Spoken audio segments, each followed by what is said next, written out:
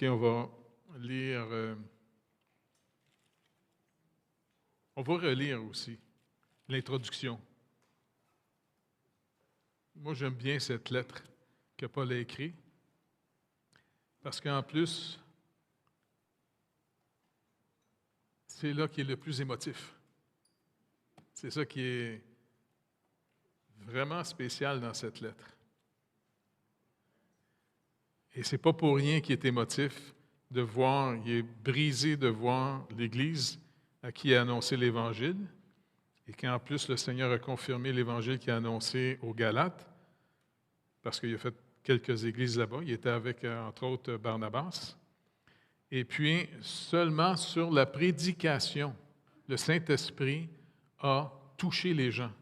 Il y a même eu des miracles qui se sont faits là, comme si Dieu et le Seigneur Jésus-Christ confirmaient l'Évangile en manifestant des manifestations. Et quand il les voit se détourner de l'œuvre de Christ pour se tourner vers la loi, pour se tourner vers leurs œuvres, il est complètement brisé. Parce qu'il dit, vous n'avez rien compris. Vous ne comprenez pas que ça a pris Dieu lui-même qui s'est fait être humain pour venir faire ce qu'il faut pour nous sauver. Et en plus, après avoir vécu une vie parfaite, il a donné sa vie comme étant l'agneau de Dieu. Il a été tué, cloué sur du bois, car lui-même, la parole de Dieu avait fait écrire à Moïse, « Quiconque meurt pendu au bois est déclaré par Dieu publiquement maudit. » Jésus-Christ est mort maudit de tout ce que notre malédiction devait nous tomber dessus. Et il est ressuscité le troisième jour parce qu'il dit, « J'ai le pouvoir de donner ma vie et j'ai le pouvoir de la reprendre. » Et donc, il est complètement bouleversé. Et il va essayer de leur expliquer que c'est le fun parce que ça va être un peu sur le cours. L'auteur qu'on va prendre pour l'œuvre de la grâce, c'est un chanoine, un ancien curé catholique qui enseignait en Espagne, qui, à force d'étudier les Écritures, il a découvert l'œuvre de la grâce. Et ça l'a complètement bouleversé. Et il est devenu, après, il est obligé de partir de l'Espagne, peut-être parce qu'il y a eu des problèmes. Il est parti en France. Il est devenu un pasteur évangélique. Et je trouve que son livre est bien écrit parce que c'est vraiment quelqu'un qui prend le temps d'expliquer. Il comprend très bien, surtout s'il parle à des catholiques, comment croire dans l'œuvre de Christ plutôt que de croire dans nos œuvres. C'est important. On est dans une culture, malheureusement, catholique. Et l'autre extrême, aujourd'hui, c'est qu'il y a une propagande anti-chrétienne. Et des fois, j'entends des gens dire « Non, si Dieu existe, puis moi je meurs, je vais aller au ciel parce que je suis une bonne personne. » Bon, c'est toujours plus poli que je dis rien. Plutôt que de dire « Tu ne réalises pas que tu es une tête à claque? » Et puis finalement, c'est parce qu'on a été élevés un peu comme les Galates ont été envahis par les judaïsants. Est-ce que vous êtes digne d'être sauvé? Personne n'est digne d'être sauvé. C'est l'amour de Dieu. C'est l'œuvre de Christ. Il nous sauve, comme il a toujours fait dans tout l'Ancien Testament. Paul va rappeler finalement dans l'Épître aux Romains puis dans d'autres.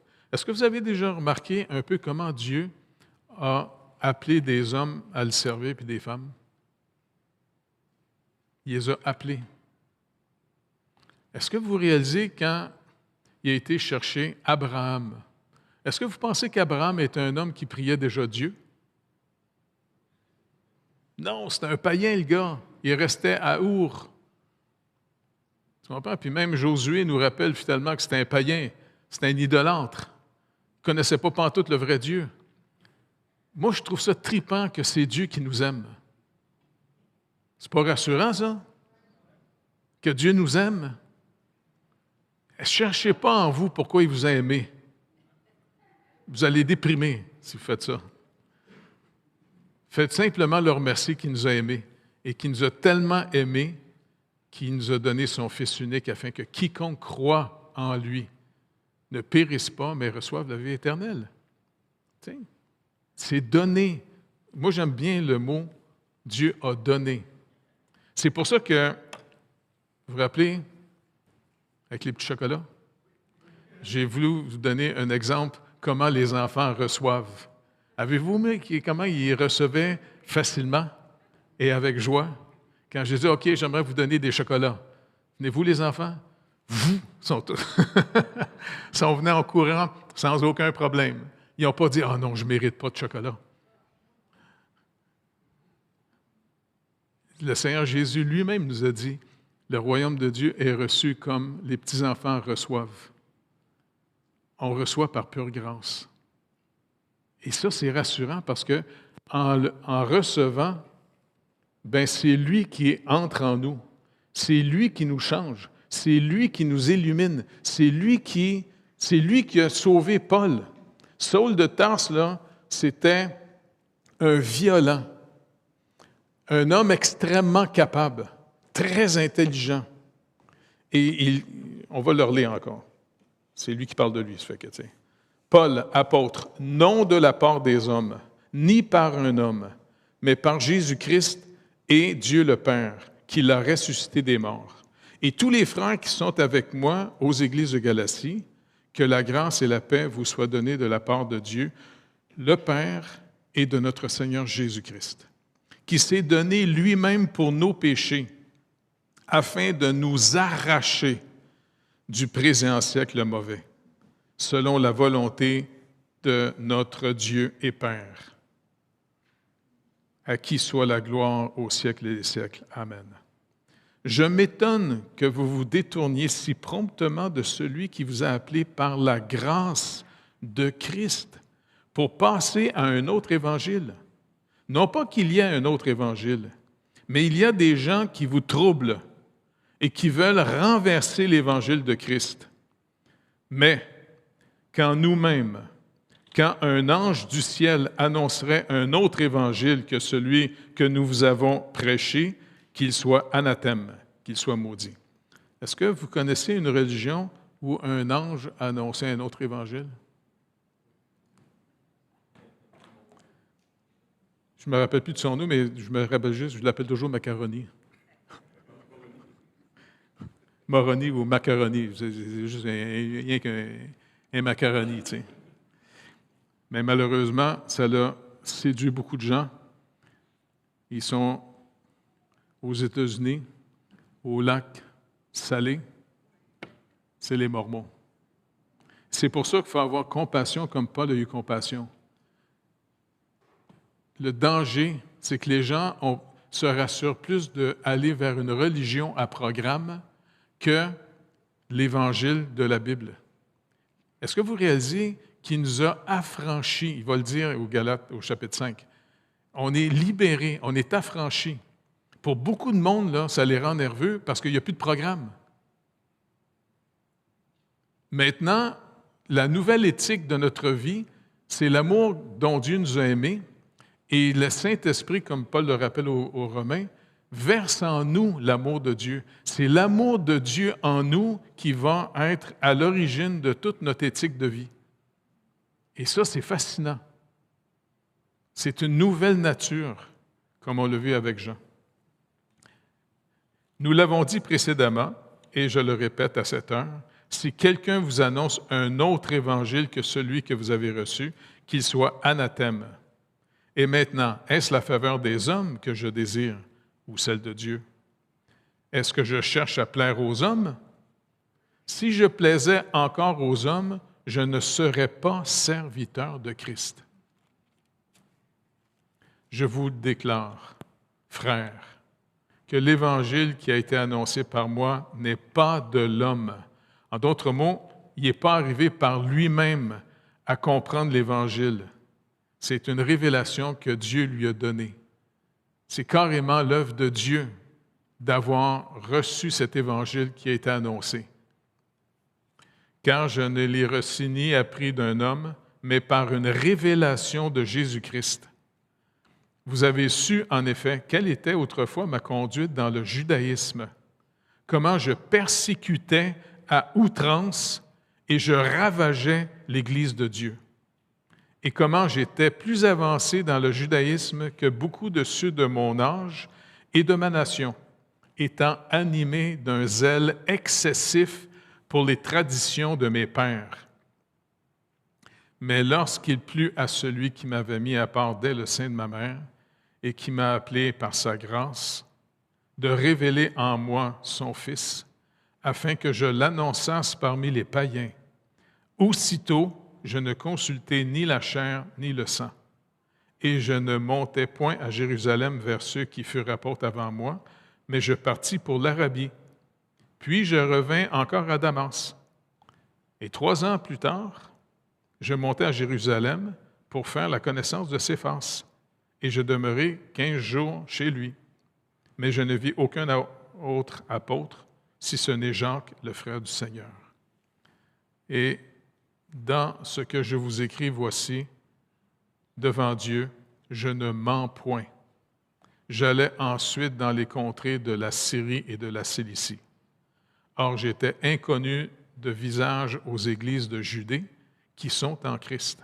Seulement, elles avaient entendu dire, « Celui qui autrefois nous persécutait annonce maintenant la foi qu'il s'efforçait alors de détruire, et elles glorifiaient Dieu à mon sujet. » Juste à voir ici, c'est quand même fascinant parce que quand il rappelle Damas, vous vous rappelez comment il s'est converti? Il s'en allait avec des lettres du Sanhédrin pour encore une fois faire mettre en prison d'autres Juifs qui souvent, pour marcher avec le Seigneur Jésus-Christ qui avait cru, souvent ils sortaient d'Israël parce qu'il y avait des persécutions envers eux autres.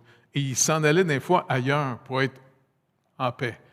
Mais Paul était un inquisiteur à l'époque. Et là, il part avec des lettres, il s'en va à Damas pour les faire mettre en prison. Et quand il est en chemin, eh bien, le Seigneur a décidé de l'arrêter. Et puis, il a manifesté ce qu'il dit qu'il était. Il est la lumière du monde.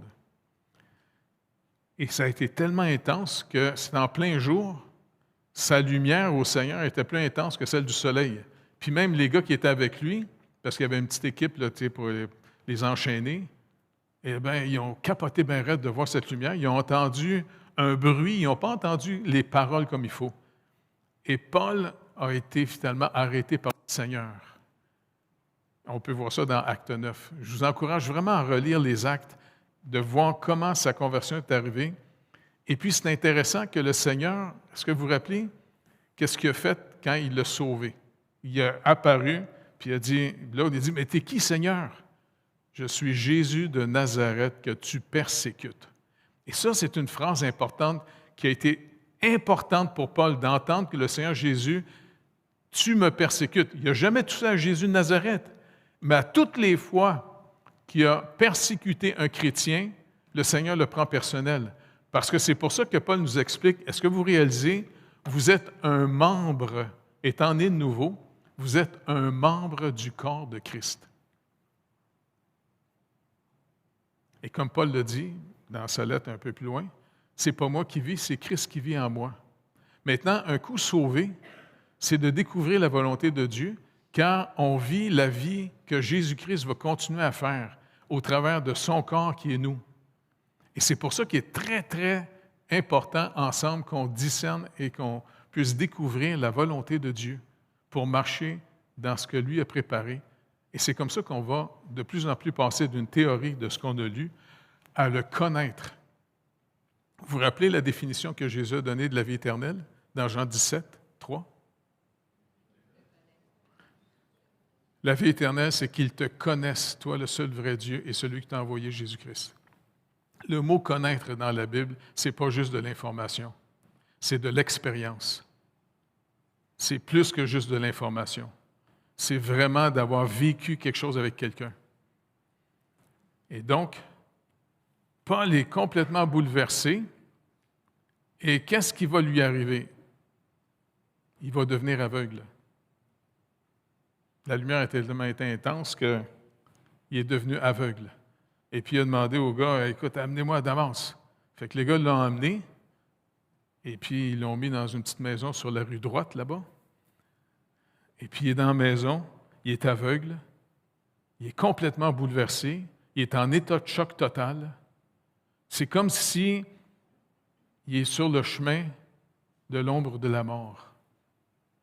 Là, il réalise que finalement, en ayant persécuté les chrétiens, en ayant participé à l'assassinat de Étienne, en anglais c'est Stephen, en tout cas, Étienne, eh bien finalement,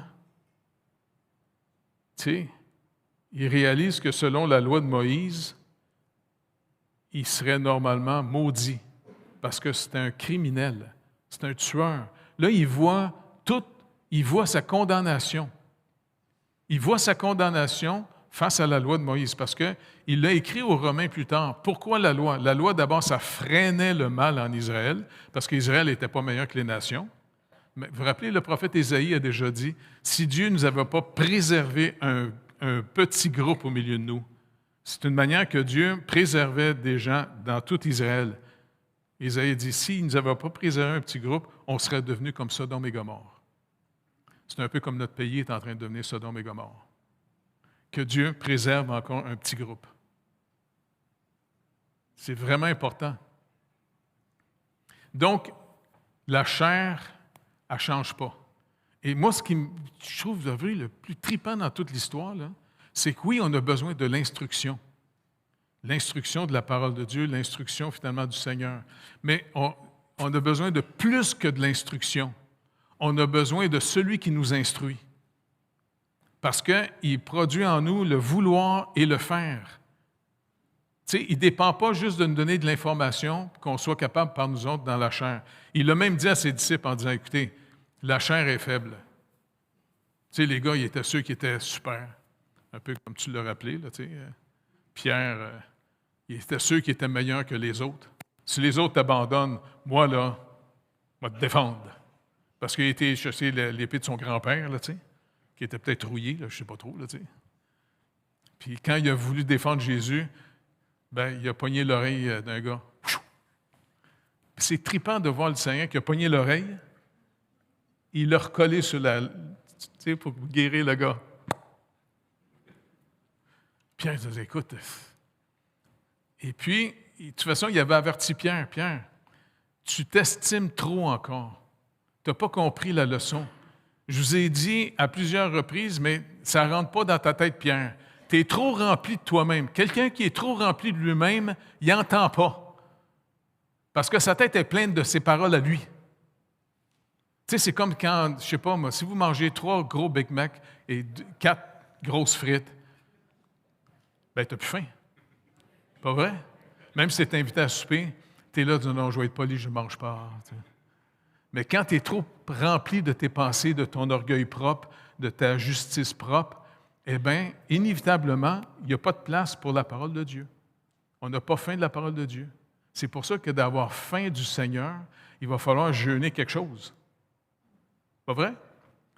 C'est le fun c'est le fun de manger quand on a faim, hein? Aimez-vous ça, manger quand vous avez faim? Moi, j'aime ça. Moi, j'aime pas ça, manger quand j'ai pas faim.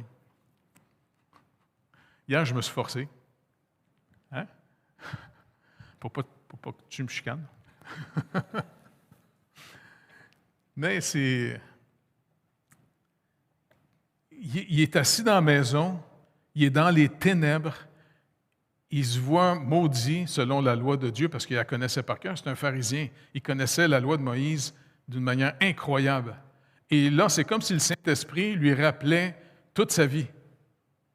Et puis, il s'est servi d'un petit passage vital. Est-ce que vous remarquez, j'aimerais juste qu'on se rappelle entre nous autres, là, quand Jésus est amené par le Saint-Esprit après son baptême au désert et que le malin va le tenter, tu sais, bien, il dit, si t'es fils de Dieu, transforme ces pierres en pain. Qu'est-ce que Jésus dit? Comment? C'est vrai, l'homme ne devrait pas de pain seulement, mais juste un petit peu avant. Il est écrit. C'est ça. Moi, je trouve ça trippant. Écoute, la parole de Dieu qui s'est faite chair, Cite le livre. Pas capotant, ça? Et quand il s'est fait humain, Jésus, eh bien, il a dû, comme nous autres, apprendre. C'est pas trippant, ça? Et moi, j'ai le hâte de le rencontrer, le Seigneur Jésus. Il est assis en Jésus de Nazareth sur le trône à côté de son Père. Fait que quand on va mourir, on va le voir. Pas trippant, ça? Moi, j'ai plein de questions à y poser, tu sais. Tu sais, il était Dieu éternel. Il était dans un bonheur éternel. Il s'est incarné pour venir dans notre misère. Il s'est limité comme nous autres. Puis quand il était tout petit bébé, là, moi, je suis sûr qu'il s'est fait niaiser dans son village. Parce qu'oubliez pas, il n'y a pas grand monde qui a cru la fameuse promesse de Dieu. La jeune femme va être enceinte. Tu sais, Marie, finalement, comme elle a dit à l'ange, « Non, mais je ne connais pas d'homme. » Connaître, en d'autres mots, je couche avec aucun homme en ce moment. Mon fiancé, là, on n'est pas mariés encore. Elle, c'est une personne qui vivait selon les règles de Dieu. Tant qu'on n'est pas mariés, on ne couche pas ensemble. Fait que l'ange dit, non, mais fais-toi pas. Le Seigneur va mettre sa main sur toi. Et puis, elle est prête à gâcher sa vie, de tomber enceinte dans une génération que ce n'était pas reposant de tomber enceinte. Et surtout, elle aimait son mari, son fiancé, c'est-à-dire, quand Joseph, tu sais, parce que même l'ange pour l'encourager, Marie, écoute, moi j'aime le Seigneur, il nous encourage parce qu'il sait qu'on a bien de la misère à croire en lui. Je te demande pardon, Seigneur. Et puis il dit, gars, va voir ta cousine Élisabeth, qui est vieille. Elle est enceinte, elle aussi. Ah oui. Fait qu'elle s'en va dans les montagnes d'Éphraïm. Et puis elle arrive, elle est enceinte de 6 mois. Tu sais, à 6 mois, ça paraît un peu, il me semble. Tu es une infirmière, ça, hein? Ça paraît-tu à quelque part, 6 mois? Ça paraît? C'est comme les gars qui boivent bien de la bière. Et puis elle arrive là, puis elle va passer 3 mois. Et quand elle arrive, le petit Jean-Baptiste qui est dans le ventre, il se met à s'exciter dans le ventre. Elle se demande ce qui se passe. Puis elle va prophétiser sur Marie. Et puis, écoutez, le Seigneur, il sait, il nous connaît, il connaît nos limites. Ayez pas peur de vos limites. C'est à cause de nos limites qu'il va se faire connaître à nous. C'est pas par nous autres, on est bien bons. Ayez pas peur. Si on veut avoir faim de la parole de Dieu, bien, il faut avoir faim. Il faut manquer de quelque chose. Eh bien, Marie est prête, tu sais, elle revient, puis ça confirme 3 mois après. Elle a un petit ventre quand même à 3 mois. Un petit peu. Puis Joseph, son fiancé, vient la voir. Elle dit, non, c'est parce qu'il y a un jeune homme qui est venu me voir. Un jeune homme? Elle l'appelle un jeune homme plutôt qu'elle l'appelait un ange. Parce que les anges, quand ils viennent sur terre, ils ne viennent pas avec des ailes. Tu sais, parce que si vous voyez un gars arriver avec des grosses ailes, là, tu dis, hey, toi, tu n'es pas de la région, hein, me semble. Et puis, finalement, il est troublé. Ben, il est prêt à dire, on va arrêter ici, là, Marie, regarde. Puis il est gentil, Joseph. Il ne veut pas qu'elle soit humiliée, puis même peut-être lapidée. Fait qu'il va faire ça bien smooth. Et puis le Seigneur le visite par un songe. Ce n'est pas tellement dans notre société, hein, les songes aujourd'hui. Les gens ont bien de la misère. Tout est mécanique aujourd'hui. Mais Joseph va dire, OK, je vais croire Dieu. Et il va apprendre une leçon de Jésus. Jésus va y apprendre, le vrai juste pour moi, c'est celui qui vit par la foi. Et le seul moyen de vivre par la foi, vous savez d'où vient la foi? Comment? Ça vient de la parole de Dieu. Ça ne vient pas de se faire à croire. Tu sais, tu sais, quand tu fais de la méditation, tu essaies de faire de la lévitation. C'est pas de se faire à croire, c'est de croire ce qu'il a dit. Et c'est pour ça que Jésus vit par la foi en tant qu'homme. Il va dire au malin, il est écrit. Et donc, pour dire qu'il est écrit, ça veut dire que la parole de Dieu qui s'est incorporée en tout petit dans sa synagogue, il a dû finalement apprendre de son rabbin à Nazareth, bien, toute la parole. Il a fallu qu'il apprenne la parole. Imaginez la parole de Dieu, il apprend la parole écrite. Hey, c'est trop beau, ça. Et puis, Paul va leur rappeler combien de temps il est resté aveugle, assis. Et puis, le Seigneur a parlé à un de ses disciples, Ananias, tu vas aller prier pour Saul. Tu vas aller prier pour lui, tu vas lui imposer les mains pour... Et puis, Ananias, il veut informer Dieu. Je pense que tu manques d'informations, tu n'es pas au courant. Ce gars-là, là, c'est un malade mental. C'est un inquisiteur. Si tu veux le tuer, là, ça serait pas une affaire. Fait que non, écoute, il est méchant, il attaque la foi, il attaque tes croyants. Il dit non, je l'ai choisi comme instrument. Allez. Et puis, je trouve ça, j'ai hâte de rencontrer Ananias aussi en disant hey, Ananias, t'es tripant. Tu as fait plus confiance au Seigneur qu'à toi parce que tu avais entendu parler de ce fameux Saul de Tarse. Tu sais, c'est le genre de gars qui aurait voulu peut-être y imposer les mains, pas comme ça, mais comme ça. Et puis, finalement, il s'en va prier pour lui. Parce qu'il dit non, Saul il est en repentance, je l'ai touché, il est aveugle, et puis il prie en ce moment. Il prie Dieu. Et puis Ananias était là, il dit OK, je vais t'imposer les mains pour que tu retrouves la vie, puis le Seigneur va te servir. Et puis il impose les mains, et puis il y a comme deux coquilles qui tombent. Je ne sais pas si c'est quoi, c'est les deux coquilles qu'il y avait, là, mais. Et puis, c'est quand même intéressant, il est resté 3 jours dans les ténèbres, comme Jésus, 3 jours. Et puis, il va lui dire, écoute, tu vas être mon instrument, je vais t'apprendre tout ce que tu devras souffrir à cause de moi. Parce que ça fait vraiment réagir la chair. Parce que l'Évangile, quand on dit aux gens, est-ce que vous réalisez que c'est un don gratuit? Pour être sauvé, il ne vous reste qu'une chose à faire, reconnaître que selon la loi de Dieu, aucun de nous atteint les standards du Seigneur, mais Christ est venu le payer pour nous, et pour être sauvé, c'est simplement de le recevoir. Puis il y a bien des gens qui trouvent que c'est pas assez, juste à le recevoir. Mais comment on le reçoit? Tu as juste à dire, merci Seigneur, viens dans ma vie, sauve-moi, merci de me sauver. C'est tout. Juste ça, oui. C'est comme des petits chocolats. Parce que les gens veulent toujours travailler. Ça les rassure. Moi, je suis meilleur qu'un autre. Moi, j'ai bien plus prié. Moi, j'ai jeûné. J'aimerais juste vous lire l'histoire, comment Jésus compare un pharisien d'un publicain, OK? Regardez dans Luc 18. Je sais que je ne vous ai pas envoyé les références, les gars, je suis désolé. Luc 18, à partir du verset 9. Il dit encore une parabole. Jésus aimait ça donner des illustrations, des histoires. Il me semble que les histoires, ça reste plus longtemps que des théories trop abstraites. Donc, il donne encore une parabole.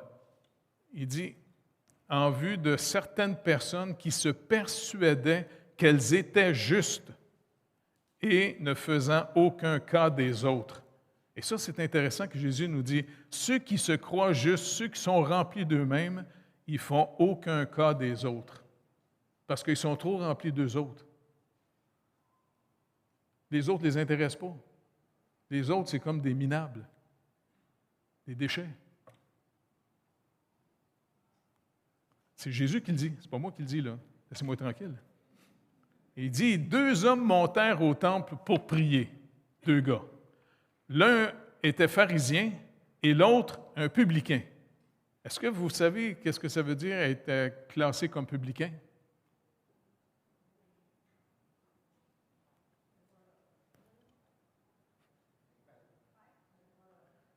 Non, c'était des Juifs, mais qui travaillaient pour les Romains. C'était quasiment un peu la petite mafia de l'époque, là, la petite pègre de l'époque quasiment. T'sais. Vous appelez les Zachée. Il grimpe dans un arbre parce qu'il était trop petit. Puis Jésus disait, je vais aller souper chez vous. Jésus allait souper, pas chez les meilleurs, mais chez les échecs de vie. C'est pas trippant, ça? Êtes-vous content des échecs de vie? Moi, je suis content d'être une poubelle que le Seigneur a sauvée. Donc, il dit, ils sont tous deux au temple. Le pharisien, debout, priait ainsi en lui-même. Ô Dieu, je te rends grâce de ce que je ne suis pas comme le reste des hommes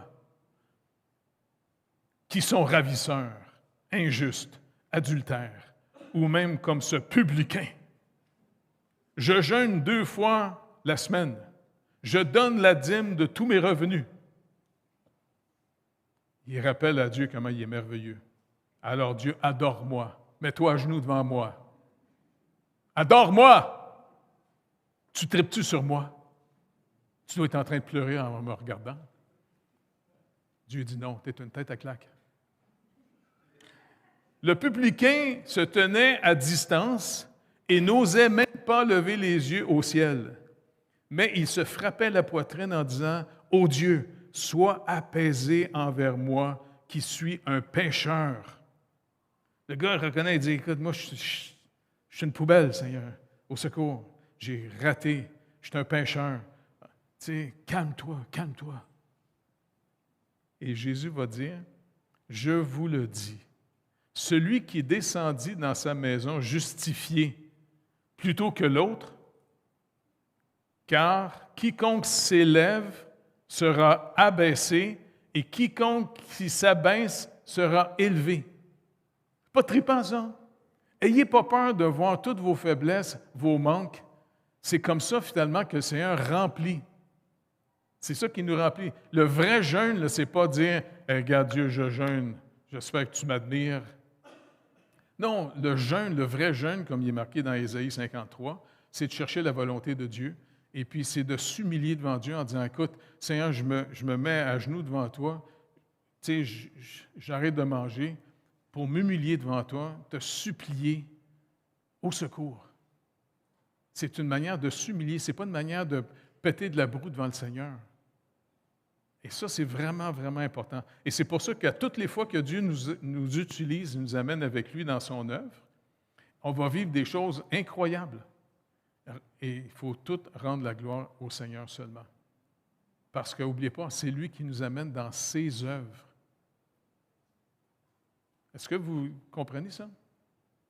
C'est pas trippant, ça? Tu sais, il y en a qui m'ont souvent demandé, mais comment je peux savoir c'est quoi la volonté de Dieu?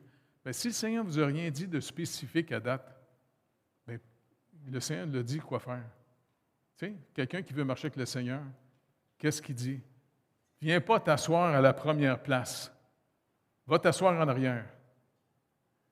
En d'autres mots, si tu ne sais pas, si je ne t'ai rien dit encore, puis tu veux me servir, bien, ils ont besoin en ce moment des bénévoles pour laver les toilettes. Va laver les toilettes. C'est pas trippant, ça? Non, c'est tellement trippant marcher avec le Seigneur parce que tu prends la dernière place. Et c'est le fun parce que c'est dans les Écritures. Et c'est pour ça que Paul veut ramener les Galates dans l'œuvre de Christ. Rentrez pas dans un programme qui va faire de vous des gens supérieurs les uns contre les autres parce que vous allez finir par vous détruire les uns les autres dans votre Église après. C'est ça le danger. C'est pas le fun, ça? Non, je vous dis, c'est facile de marcher avec le Seigneur. Vous vous rappelez, j'ai souvent raconté l'histoire quand on est arrivé sur le bateau, là, le fameux bateau, que le Seigneur disait, c'était le signe là, pour aller en Haïti là, en 81 qu'il nous avait donné. Puis j'avais dit à mon ami, il dit, mais comment on fait pour savoir que ce n'est pas notre imagination qui fait que le Seigneur veut qu'on aille en Haïti? Puis même ignoramment, je ne savais même c'était même pas où Haïti. C'est où ça, Haïti? Moi, je pensais que c'était Tahiti. Et puis Richard était à côté de moi, Richard Pain. Il dit, écoute, Jeff, la question, pendant que tu pries, là, je priais. Et puis le Seigneur m'a montré quelque chose, je ne sais pas. Là, il m'a montré un grand bateau blanc. Un bateau? Oui, un grand. Et puis, tu vas dire, à un moment donné, il va même te prendre pour que tu vas conduire le bateau. Attends, je sais comment faire du canot puis de la chaloupe, mais pas du bateau. Puis il y avait ton père qui était avec nous autres, Gérard. Bien, il dit, les gars, il faudrait aller prendre des cours de bord de... Fait lui, il y a été. Mais moi, je n'aime pas aller à l'école, je n'y ai pas été. Et puis, finalement, 3 ans plus tard, quelques années plus tard, bien, le Seigneur, le capitaine du bateau m'appelle pour que je vienne avec une petite équipe. On s'en va là-bas. Comme je vous dis, le bateau était gris et noir. Et puis, il y a un riche Américain qui est chrétien qui est venu, je ne sais pas comment il a su qu'on s'en allait amener du stock pour les missionnaires, tu sais, dans les Caraïbes. On avait même rentré un Jeep dessus, puis tout, là, tu sais, le bateau était bien plein, tu sais. Et puis, il avait dit, donnez-moi votre cook. Il a pris notre cook, il a été acheté plein de nourriture, il a bourré notre bateau de nourriture, plein de nourriture, tu sais. Puis, une chose que j'ai mangée qui était spéciale, c'est de la poudre d'œuf. C'est la première fois que je voyais ça. De la poudre d'œuf avec des tomates séchées dedans, puis le cook mélangeant avec de l'eau. C'est spécial un peu. Mais c'est trippant parce qu'à un moment donné, il regardait nos bateaux, il dit « Il est laid, votre bateau. » Puis le gars riche, il était lui-même acheté du primer à bateau et des gros barils de peinture blanche. Puis il dit, les gars, repeignez votre bateau. Fait qu'on a tout repeint le bateau. Moi, j'étais dans l'équipe, je peignais, tu sais, je roulais le bateau. Je n'en revenais pas, je disais, Jésus, il s'en vient blanc, ton bateau. Il va être blanc. J'en revenais pas. Puis quand on est parti, ben, tu sais, on a attendu 2-3 jours parce qu'il y avait une tempête. Et puis, je me rappelle quand on a passé devant les gardes, tu sais, c'est un canal. Puis le capitaine nous a dit, mettez tout le monde de ce bord-là pour que ça lève le bateau comme ça, parce qu'on était trop bas. Fait qu'il voulait qu'on y aille quand même, tu sais. Et puis quand on en va dans la mer, ça monte, ça descend, des vagues, ça frappe. Impressionnant. Et puis la moitié de l'équipe est malade. Puis moi, vu que le capitaine puis l'équipe, ils voulaient me briser, parce qu'ils ont été rushés par les anciens pasteurs qui sont venus dans le... Tu sais, puis quand les pasteurs arrivaient, ils disaient « C'est ma vision, c'est ma vision! » Ils cassaient tout, puis le capitaine disait « Oh non, j'espère que Jeff, il n'arrive pas avec sa vision. » Moi, je dis « Non, je n'ai pas voulu parler. De toute façon, c'est pas parce que je suis humble, c'est parce que je suis peureux. » Et puis finalement, le capitaine dit « OK, on va vous donner des tâches. Jeff, oui. Toi, tu vas nettoyer les toilettes puis les douches. » OK. C'était le fun parce que quand tout le monde est malade, tu vois ce que tout le monde a mangé. Je ramassais ça régulièrement, tu sais. Mais c'est le fun parce que je me disais, regarde Seigneur, je vais le faire. De toute façon, c'est facile à faire, nettoyer des toilettes puis nettoyer des douches. Et puis à un moment donné, toute la moitié de l'équipe est malade. Et le capitaine, il a dit, OK, ceux qui ne sont pas malades, il faut que j'ai besoin de vous autres. Jeff, viens-t'en. Je m'occupe des toilettes, moi, là. Ben oui, tu t'occuperas des toilettes tout à l'heure. Pour l'instant, viens-t'en. Tu vas conduire le bateau. Il m'a conduit le bateau. Oui, je vais mettre un officier. Puis il m'a mis, tu sais, c'est je suis là, en train de conduire le bateau. J'en reviens pas, tu sais. Et puis toute la nuit, je l'ai conduit. Puis le lendemain matin, je vois tranquillement l'île d'Haïti au loin. Puis je dis, Seigneur, tu es vraiment capotant. Tu es incroyable. Tu es capable de prendre des imbéciles pour faire des choses avec. Conduire un bateau, j'ai mes propres cours. En tout cas, c'est tellement trippant marcher avec le Seigneur. C'est pas croyable. Il nous aime pour vrai. Et comme Paul a dit, c'est pas moi qui vis, c'est Christ qui vit en moi. C'est pour ça, être sauvé, comme Jean le dit, n'oubliez pas, Jésus, c'est la vie éternelle. Donc, c'est simplement dire, OK, Seigneur, viens dans ma vie. Merci de me sauver. Merci d'avoir payé ma dette. Et merci d'être ta justice pour que, finalement, je puisse prier ton Père en ton nom. Et donc, Paul est en train de leur dire, moi, je sais ce que c'est d'être un pharisien. Je sais ce que ces gars-là veulent faire. Et puis, il a même protégé, savez-vous quoi? Il a protégé les apôtres.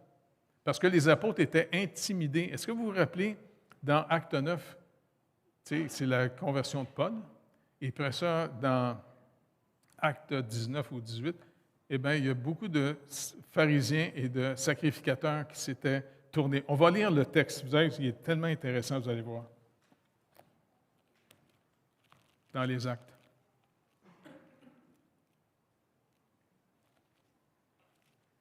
Je sais que j'avais pris directement 15, là, mais...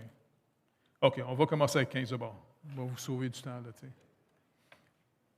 Acte 15, Paul, il s'en va finalement à Antioche avec Barnabas. C'est le fun parce que Barnabas, lui, il est trippant. Lui, avec, j'ai hâte de le voir au ciel quand je vais mourir. Parce que Barnabas est un homme qui... Qu'est-ce qu'était la caractéristique de ce gars-là, d'après vous, Barnabas? Encouragement, oui. Puis en plus, c'est quelqu'un qui voyait l'œuvre de Dieu. Il ne voyait pas juste les défauts des gens. Il voyait ce que Dieu faisait. Parce que c'est l'équipe de Jérusalem qui l'ont envoyé à Antioche. Parce qu'à Antioche, il y a des Juifs et des Grecs qui se sont convertis. Puis les apôtres sont un peu nerveux parce qu'ils n'ont pas encore compris que, tu sais, on n'a pas besoin de circoncire les païens. Fait qu'ils envoient Barnabas. Son vrai nom, c'était Joseph. Ils l'ont appelé Barnabas. Savez-vous ce que ça veut dire? Bar-Nabi. Fils de la prophétie. La prophétie, oui. Et puis, il s'en va à Antioche. Quand il voit l'œuvre de Dieu, il se rend grâce en disant « Hey, il a vu la grâce de Dieu. » Que le Seigneur nous apprenne à toujours voir ce qu'il fait. C'est pour ça que le Seigneur nous a dit dans sa parole, dans Acte 3, « Ne t'appuie pas sur ta sagesse, mais reconnais-le dans toutes tes voies. » Demandons au Seigneur qu'on puisse le reconnaître dans ce qu'il fait. On le suit. Ça marche, on n'a pas besoin des petits entrepreneurs qui savent qu'ils n'ont pas besoin de... Tu sais, qui vont même dire à Dieu, « Voici ce que je vais faire. Soumets-toi. » Acte 15, excusez. Quelques hommes venus de la Judée enseignaient les frères en disant, « Si vous n'êtes pas circoncis selon le rite de Moïse, vous ne pouvez être sauvés. » Paul et Barnabas eurent avec eux un débat. Ah, ça, c'est trippant. Et une vive discussion. Et les frères décidèrent que Paul et Barnabas et quelques-uns des leurs monteraient à Jérusalem vers les apôtres, parce que ces gars-là étaient envahis à Antioche. Puis Paul et Barnabas ont vraiment arrêté ces gars-là. Écoutez, les gars, pouvez-vous retourner à Jérusalem vers les apôtres et les anciens pour traiter cette question? Après avoir été accompagnés par l'Église, ils poursuivirent leur route à travers la Phénicie et la Samarie, racontant la conversion des païens, et ils causèrent une grande joie à tous les frères. Ça, c'est les frères ordinaires. Arrivés à Jérusalem, ils furent reçus par l'Église, les apôtres et les anciens, et ils racontèrent tout ce que Dieu avait fait avec eux. Alors quelques-uns du parti des pharisiens, qui avaient cru, se levèrent en disant qu'il fallait circoncire les païens et exiger l'observation de la loi de Moïse. Les apôtres et les anciens se réunirent pour examiner cette affaire. Une grande discussion s'étant engagée. Pierre se leva. Ah, Pierre, il est trippant, lui aussi. Pierre se leva et leur dit, « Hommes, frères, vous savez que dès longtemps, Dieu a fait un choix parmi vous, afin que par ma bouche, les païens entendissent la parole de l'Évangile et qu'ils crussent. » Vous vous rappelez, c'était chez Corneille. Puis il y avait des frères juifs qui étaient avec eux autres, qui avaient cru. Et puis ça a pris une vision pour Pierre d'y aller, parce qu'il n'osait même pas aller chez les païens. Mais il était dans la maison d'un païen. Et puis, il leur raconte l'Évangile. Puis dès qu'ils arrivent au nom du Seigneur Jésus, ceux qui mettent leur confiance en lui vont être pardonnés. Et ils voient le Saint-Esprit descendre sur eux, comme sur eux à la Pentecôte. Il n'en revient pas. Hey, même les mangeux de cochon puis de jambon, ils peuvent recevoir le Saint-Esprit. Ils n'en revenaient pas. C'est bon en passant du jambon. Alors, quelques-uns du parti des pharisiens qui avaient cru se levèrent en disant qu'il fallait circoncire les païens, exigeaient la loi de Moïse. Les apôtres et les anciens se réunirent pour examiner cette affaire. Une grande discussion s'étant engagée, Pierre se leva et leur dit, « Hommes, frères, vous savez dès longtemps que Dieu a fait un choix parmi vous afin que, par ma bouche, les païens entendirent la parole de l'Évangile et qu'ils crussent.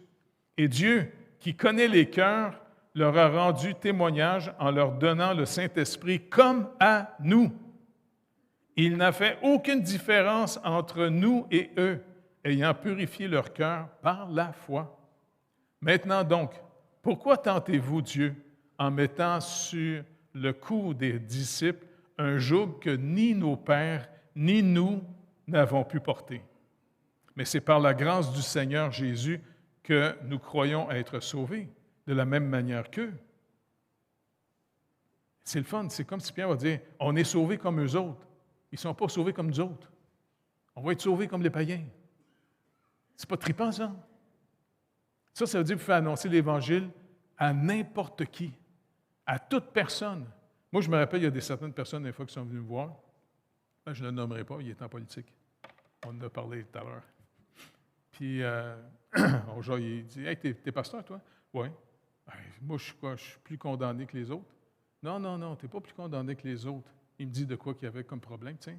« Non. Regarde, sais-tu quoi? On est tous perdus. Casse-toi pas la tête.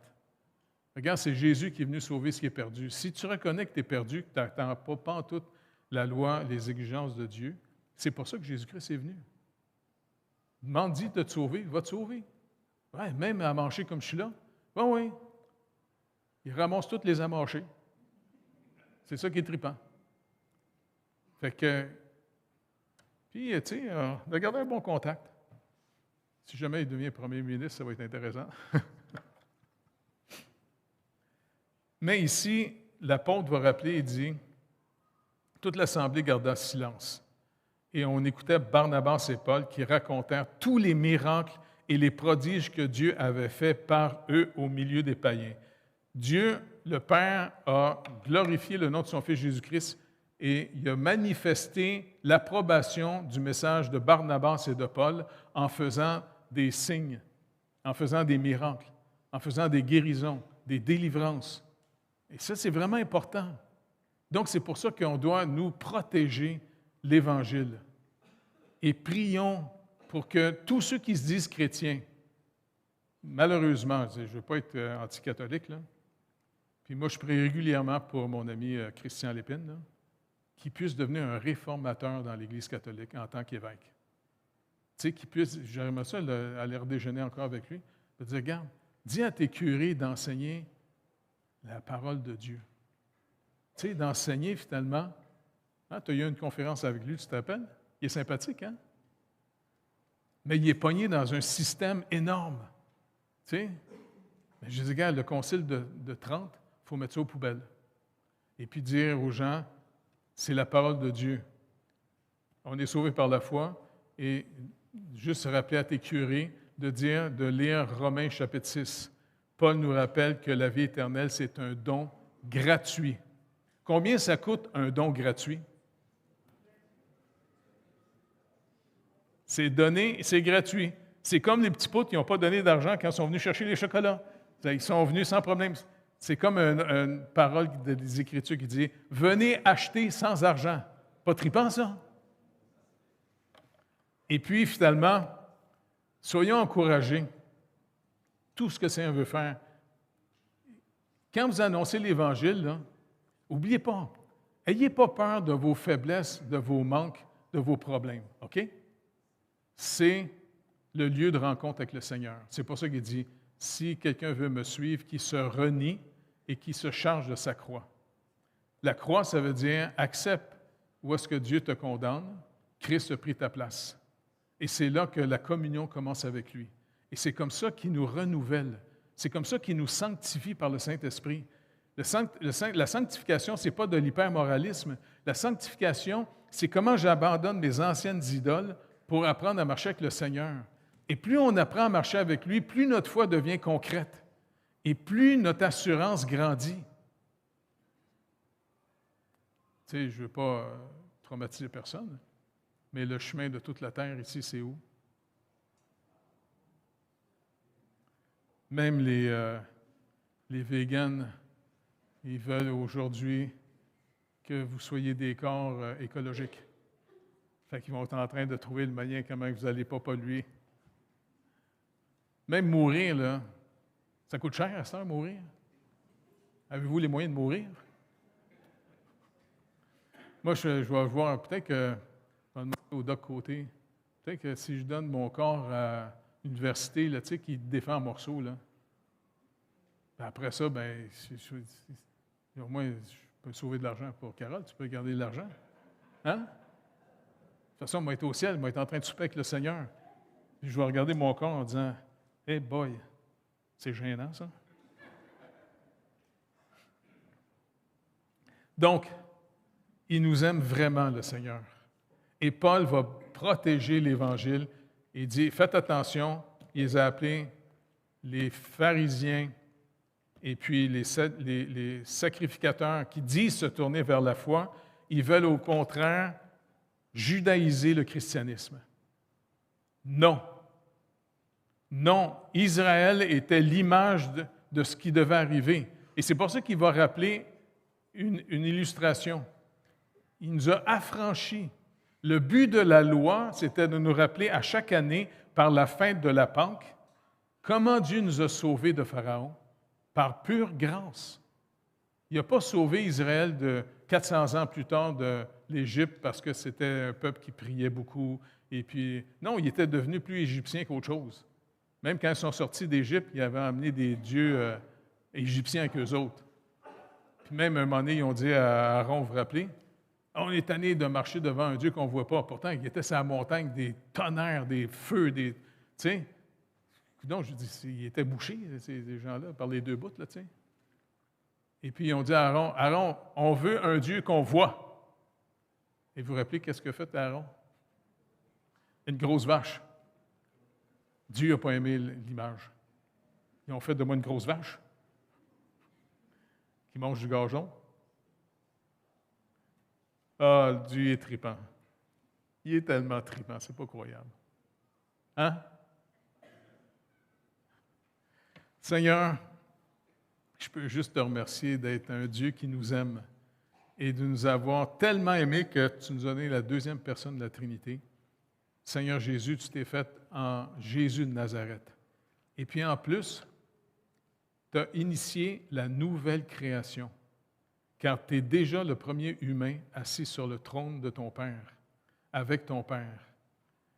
Et maintenant, quand on meurt, c'est vrai qu'on laisse nos corps à la terre, la chair retourne au sol, mais tu nous as promis un jour que tu vas nous ressusciter et que tu vas nous faire des corps qui ne connaîtront plus jamais la maladie, ni même la vieillesse. Je ne sais pas à quel âge tu vas nous donner quand tu vas nous ressusciter, mais ça va être trippant.